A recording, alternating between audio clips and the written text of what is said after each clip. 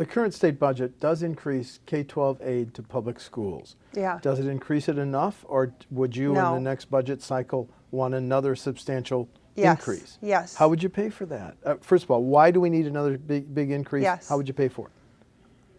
Well, I am currently looking at a whole lot of waste going on in this administration, both in debt service that's being paid, accumulating debt service that we're paying off to banks that I don't think is necessary. And secondly, we're going to have to talk about Foxconn, so let's just look at that. Let's go there. And let's look at Wisconsin Economic Development Corporation and other little points in different parts of the budget where if you look at all these little favors that are going on and we add those up, that's waste. That's government waste. And that should be going in to be invested in our kids and our schools, especially in rural communities, to make sure that they have the same opportunities as other kids. So that would be one way. In addition, when Tommy Thompson was in office and he was a Republican governor, he committed to 2/3 of the funding out of shared revenue. And I'd like to get back to that level. Get back to that. Yes. So I'm a small business person, and I know that whatever you value, you invest in, right?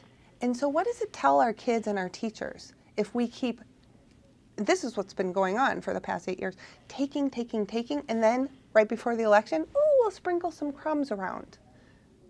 How do they feel? So you're not a fan of that $100 per child tax check that'll be going out in September or going out now? You would not have voted for it?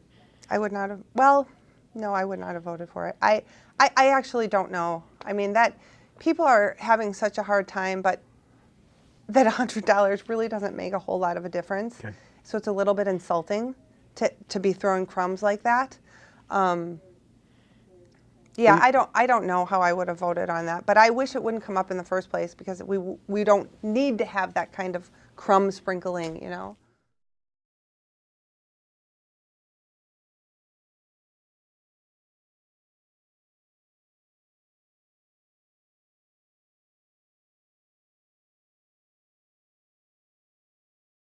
Let's go back to K-12 public schools. The choice program, the voucher program, has been growing, started in Milwaukee, Racine, now statewide.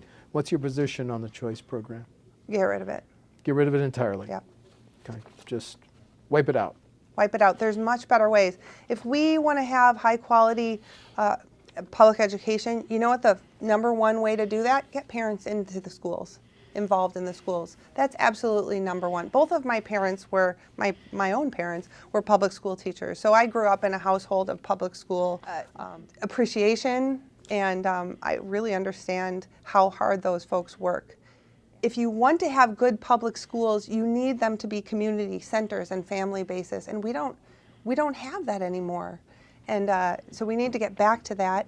In addition, they talk about, we need choice, we want to have this and that. Okay, well, charter schools are a great way to do that, and that requires communities coming in and envisioning how they want that school to exist and working with the school district to make that. And we've got a few of them in Viroqua, so I'm very familiar with it. My daughter is in a charter school in the high school, and it's wonderful.